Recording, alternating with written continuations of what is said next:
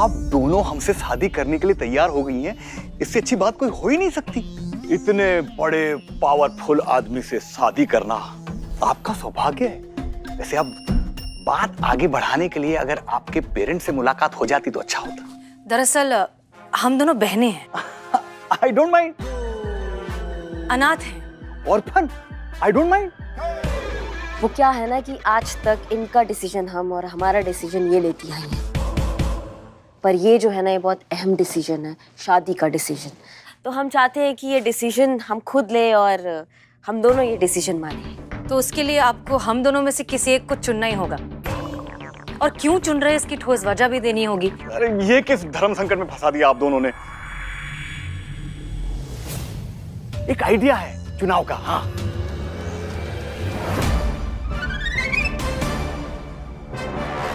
का अब ये भी कैसा शर्त हुआ? भाई जो है यही है। आप दोनों को आर्म रेसलिंग करना होगा, पंजा लड़ाना होगा एक दूसरे से, और जो विन करेगा जीतेगा वो हमसे शादी करेगा, और जो हारेगा वो निराश ना हो, क्योंकि साली आधी घरवाली होती है ना, तो 50% प्रॉपर्टी उसकी भी है। मंजूर है।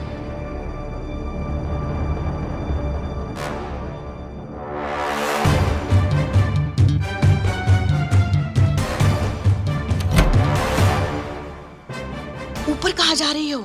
ऊपर बाद में चलते, पहले इस तरफ देखते हैं। पुष्पा जी दरवाजा तो बंद करते पहले। हाँ।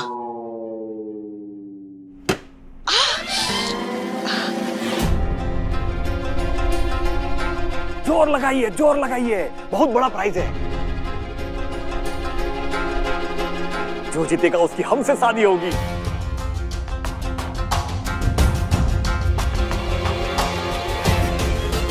कांटे की टक्कर है, जोर लगाइए, जोर।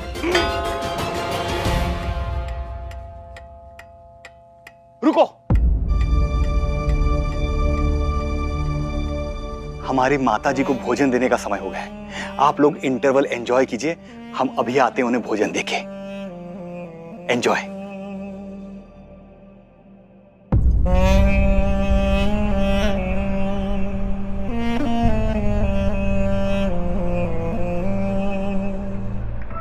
ड्राइवर ने क्या कहा था कि इनके घर में सिर्फ इनकी बूढ़ी माँ रहती है। हाँ यही कहा था। तो फिर एक बूढ़ी माँ के लिए 2 खाने की प्लेट क्यों? कुछ गड़बड़ है। आप यहीं रुकिए, हम चेक करके आते हैं। अगर कुछ भी हुआ तो हम आपको बुलाएंगे। जी मैडम।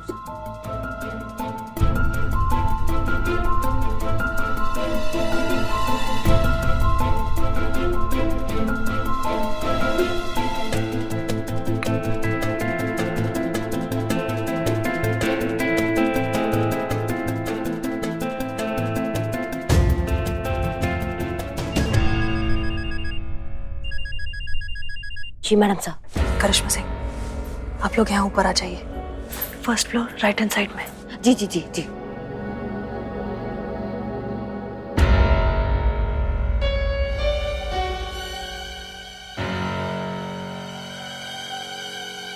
तो सचमुच अपनी माँ को खाना खिला रहा है, और कोई है भी नहीं। कहीं ऐसा तो नहीं कि विक्रम की तरह हमें भी गलतफहमी हो गई हो? शुभ शुभ बोलो संतु।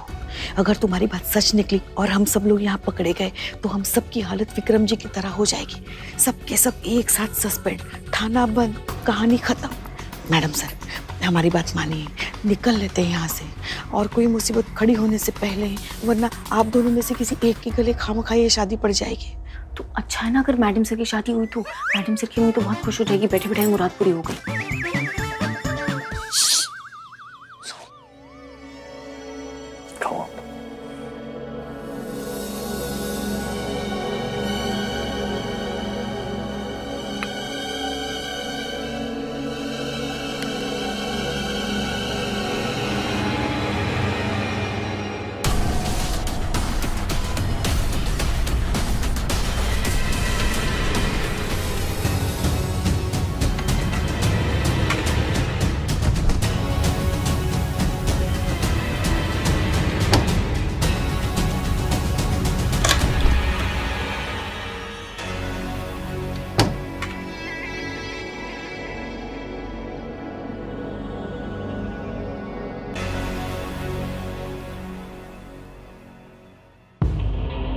इसका मतलब जरूर वहां उस कमरे में कोई है।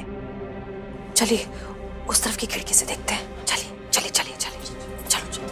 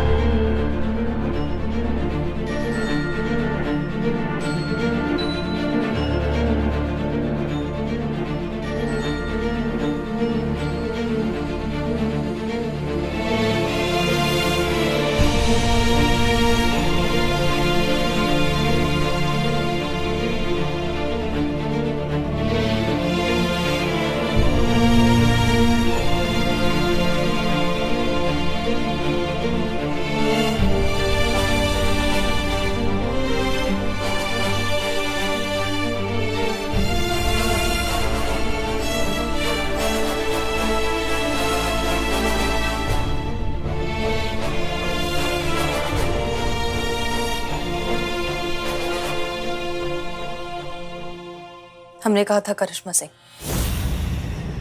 सही वक्त पर सही जगह सही वजह देंगे आपको अपना भौकाल दिखाने की।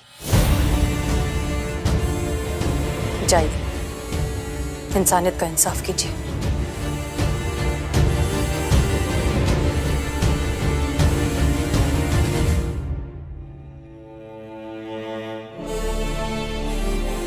पुष्पा जी, हमें इन्हें अपने साथ लेके जाना चाहिए।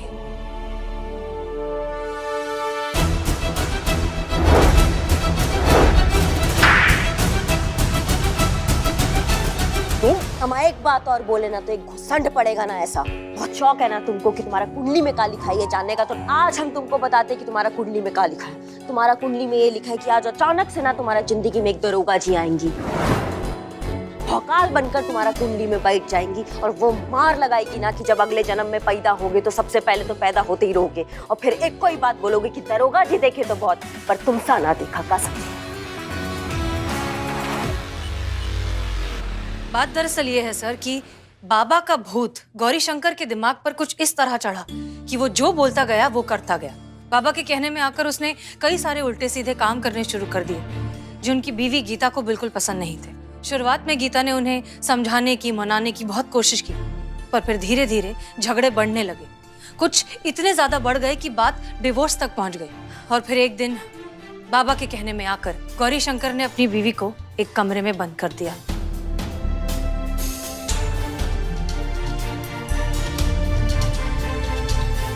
और फिर पूरी दुनिया में ये झूठी खबर फैला दी कि इनकी बीवी ड्राइवर के साथ भाग गई।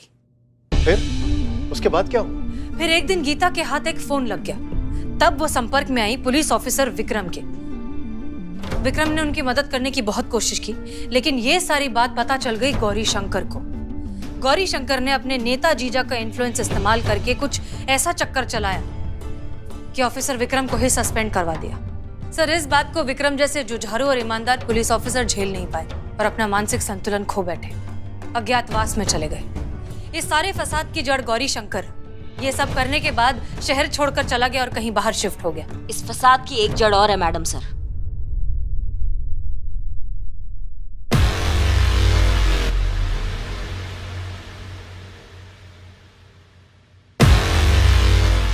ये बाबा इंडिया में है?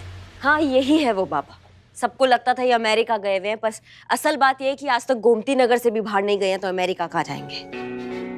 मार्केट में ये इंटरनेट बाबा के नाम से जाना जाते हैं। हमने भी अपना नेटवर्क थोड़ा स्ट्रॉन्ग किया, थोड़ा सर्च मारा, तो ये बाबा अपने आप खुद अपने जाल में फंस गए। यही है वो जिनके इशारे पे गौरी शंकर नाच रहा था, इनको पहुंचा हुआ बाबा समझ के।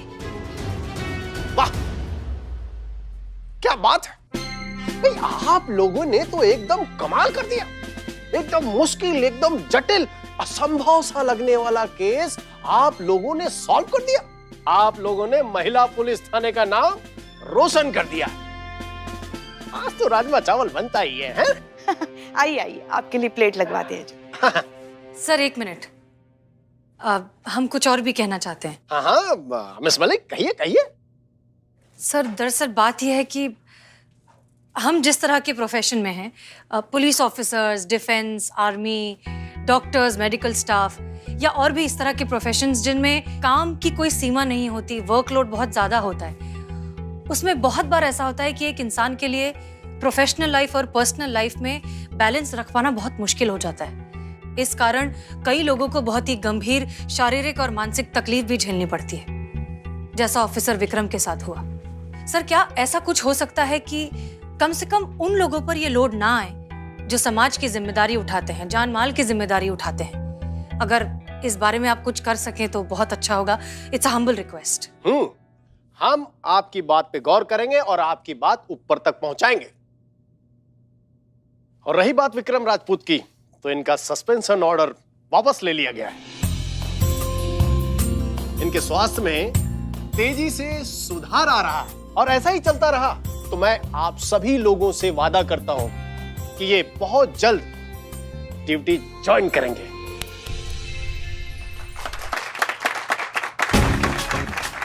आप सभी का बहुत बहुत धन्यवाद।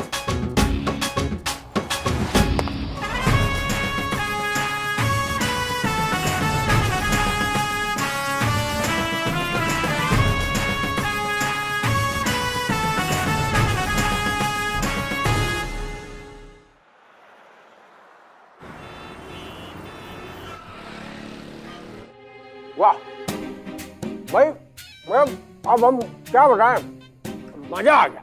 सर, अमीनाबाग के सबसे फेमस पकौड़े वाले से खास आपके लिए ही मंगवाए हैं, खाइए ना। नहीं नहीं, उसके लिए नहीं, हम ये कह रहे थे कि हमें गर्व है अपने महिला पुलिस थाना पर। अपने पूरे साल में से 100 घंटे निकालकर सबसे महत्वपूर्ण अभियान स्वच्छता अभियान को दिया। एमपीटी के हर ऑफिसर ने इस अभियान को अपने ड्यूटी का हिस्सा माना, किंतु एक ऑफिसर ऐसा है जिसने इस अभियान को अपने ड्यूटी का हिस्सा ही बना लिया, जिसने अपने डिपार्टमेंट की उम्मीद से ज्यादा इस फील्ड में काम किया। डीएसपी साहब हमारे बारे में बात कर रहे हैं संतू जी। पुष्पा जी, यहाँ आइए। हाँ हाँ सर। ऐसे होनहार ऑफिसर के हौसला अफजाई के लिए, सम्मान के लिए आप लोगों को तालियां बजानी चाहिए। तो उस होनहार ऑफिसर का नाम है करिश्मा सिंह।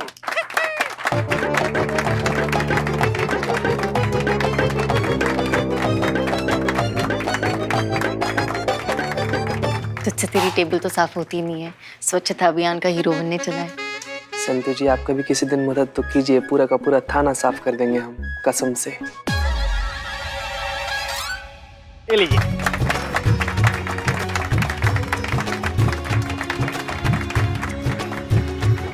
और आपके सम्मान में ये 75,000 रुपए का चेक। धन्यवाद सर, धन्यवाद बहुत बहुत।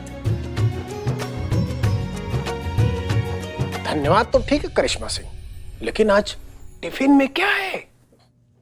सर, हम तो वही सड़ा हुआ लौकी रोज लेकर आते हैं। मैडम सर शाही पनीर अक्सर लाती हैं। आज भी शायद मैडम सर अपने टिफिन में शाही पनीर ही लाई होंगी। ये डीएसपी सर हमें देखकर ऐसे मुस्कुरा क्यों रहे हैं? ऐसी मुस्कुराहट तो हमने सिर्फ 2 जगह देखी है, जब करिश्मा मैडम को हमसे कोई घर का काम करवाना होता है तब, और दूसरी जब डीएसपी सर को खाना दिखता है तब। मुबारक हो मैडम सर, आपका टिफिन तो गया। आसपास की गली और शहर की साफ सफाई पर ध्यान देकर डिपार्टमेंट खुद ही अपनी पीठ थपथपा रहा है और एक दूसरे को इनाम बांटे जा रहे हैं, लेकिन बाकी चीजों की स्वच्छता का क्या है सर? आपके कहने का मतलब क्या है? हमसे कोई चूक हुई है? अनाथ आश्रम में जो गरीब बच्चों को खाना खिलाया जा रहा है वो घटिया किस्म का है, उसे खाकर बच्चे बीमार हो रहे हैं। ये सब आपकी नाक के नीचे हो रहा है सर। मैं पूछना चाहता हूँ कि ये आपके होती हुए ऐसा क्यों हो रहा है सर? शहर की स्वच्छता का ध्यान तो आप रख रहे हैं, पर खाने की स्वच्छता का क्या? क्यों गरीब अनाथ बच्चों की जिंदगी से खेला जा रहा है सर? बताइए आप।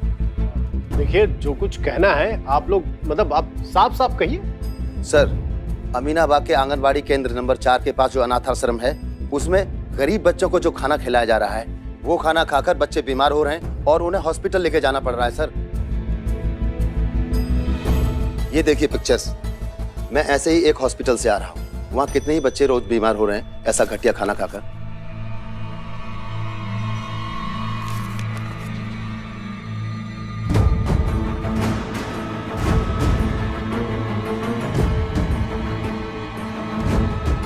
आज 9 बच्चों को हॉस्पिटल लेकर जाना पड़ा उनका इस दुनिया में कोई नहीं है सर, इसलिए बेचारे गरीब अनाथ बच्चे ये खाना मजबूरी में खा रहे हैं और बीमार हो रहे हैं। आखिर सिस्टम कब इन घटिया खाना बनाने वालों पर एक्शन लेगा सर?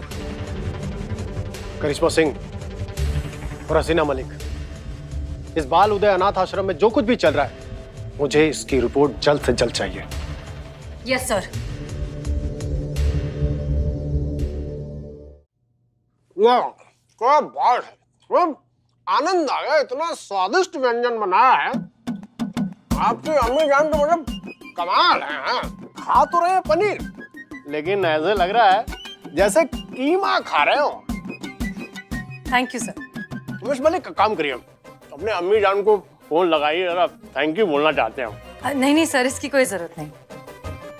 क्यों जरूरत क्यों नहीं है? अरे भाई, जिसने इतना स्वादिष्ट व्यंजन बनाया उसका हाथ चूमना बनता है। वो नहीं है तो कम से कम थैंक यू तो बोले, नहीं तो हमारी जो जुबान है ना वो बुरा मान जाएगी। कोई बात नहीं सर, आपको तकलीफ लेने की कोई जरूरत नहीं, हम बोल देंगे। आप क्यों बोल देंगे? खा हम रहे हैं और बोलेंगे आप? बताइए। आप फोन लगाइए, हमारा ऑर्डर है। और सुनिए, फोन स्पीकर पे रखिएगा। जी सर।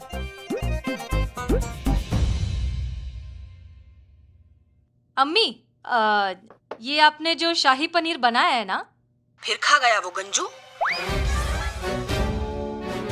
ये तेरा डीएसपी कितना बड़ा भुक्खड़ है। पूरा लखनऊ शहर इसी की वजह से भुखमरी में जी रहा है।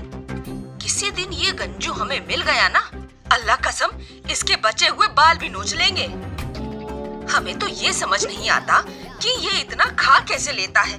पक्का पिछले जन्म में डायनासोर होगा। लगता है हसीना मैडम के साथ हम सब लोग को दूसरा नौकरी ढूंढना पड़ेगा। अच्छा बेटा, अब हम फोन रखते हैं। सॉरी सर, वो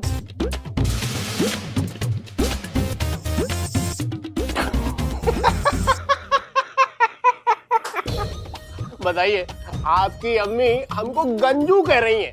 अरे भाई, गंजू को गंजू नहीं कहेंगी तो क्या संजू कहेंगी? हाँ sir, Sanju the DSP. Sorry sir, हम चाहते हैं कि अनाथ आश्रम वाला केस आप हमें सिंगल हैंडेडली दे दे तो बहुत अच्छा रहेगा, क्योंकि अभी अभी आपने हमें स्वच्छता अभियान से सम्मानित किया है और ये केस भी स्वच्छता से जुड़ा हुआ है, तो फिर हमारा हक बनता है कि ये केस हम संभालें।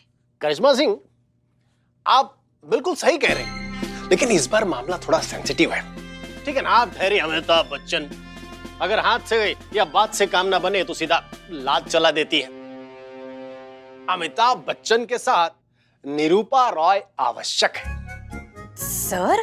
हाँ, अरे भाई, आप प्यार से समझाती हैं इसलिए, है ना? और फिर इनका एक्सपीरियंस भी तो बहुत है, तो इसलिए आप दोनों का साथ साथ इस केस में रहना बहुत ही आवश्यक है। जी सर। सर, एक छोटा सा रिक्वेस्ट था आपसे। हाँ, कहिए। इस केस के बाद हम छुट्टी पर जाना चाहते हैं, क्योंकि हमने पुष्पा जी के लल्ला से वादा किया था कि जब भी ड्यूटी पर हमको इनाम राशि मिलेगा ना, तो मसूरी जाना चाहेंगे उनके साथ छुट्टी पर। बिल्कुल, आप मसूरी छुट्टी मनाने जा सकती हैं, हम सब जानते हैं। जय हो भोलेनाथ, तुमने हमारी सुन ली। पहली बार दोनों कहीं घूमने जा रहे हैं, और वो भी किसी हिल स्टेशन पर। इस बार कोई ऐसा चमत्कार करो कि हमारा लल्ला एक और लल्ला लेकर ही घर आए। नहीं, रोना नहीं, ऐसी हंसना है बस। हाँ, अरे पुष्पा जी, मुबारक हो, पोती हुआ है आपको। लाओ लाओ, बच्चे को हमारे पास तो लेकर आओ। कितनी प्यारी बच्ची है, बिल्कुल हमारे लल्ला पे गई है।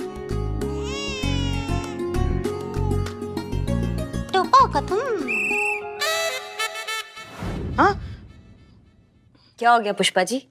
ख्याली पुलाव बनाते बनाते मुंह में इलायची आ गया क्या? काम पे ध्यान दीजिए आप। वही कर रहे हैं। तुम भी। हाँ भाई, आप लोग अपना काम पूरा कीजिए, हम अपना अधूरा काम पूरा कर लेते हैं। इस शाही पनीर को खत्म कर लेते हैं।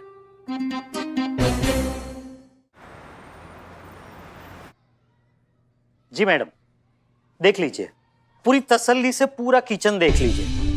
हम हमारे यहाँ अनाथ आश्रम में साफ सफाई का पूरा ध्यान रखते हैं, सब क्लीन रहता है। जो खाना बनाती है यहाँ पे, उसकी तो मैं पर्सनल गारंटी ले सकता हूँ, चाहिए तो आप लिखवा के ले लीजिए। आप सफाई का तो ऐसे गारंटी वारंटी दे रहे हैं जैसे लगता है यहाँ पर खाना नहीं वॉशिंग पाउडर बनाते हैं आप। जी नहीं, मेरे कहने का मतलब ये नहीं था। लीजिए, नाम लिया और हाजिर हो गई। ये है कविता जी, यही यहाँ पे खाना बनाती है।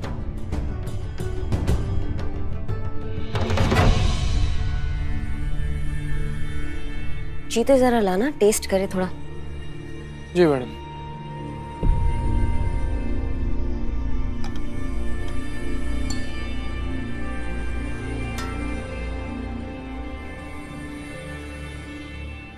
रुको जीते, करिश्मा सिंह ये बहुत रिस्की है। मैडम सर, रिस्क में ही तो बरकत है। रिस्क हम नहीं लेंगे, रिस्क वो लेंगे जो यहाँ पे खाना बनाते हैं। क्यों अशोक जी, इतना साफ सफाई से आप खाना बनाते हैं तो फिर आप थोड़ा टेस्ट भी कीजिए। हाँ हाँ, चख लेते हैं, उसमें क्या है। लाइए। और दरअसल मैं आपको बता दूं कि हम दोनों भी यहीं का बना खाना खाते हैं।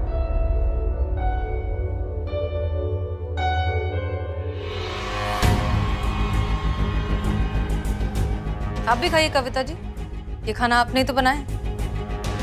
हाँ, इन्होंने ही बनाया है। ये लो, खाओ, कितना टेस्टी है, खाओ।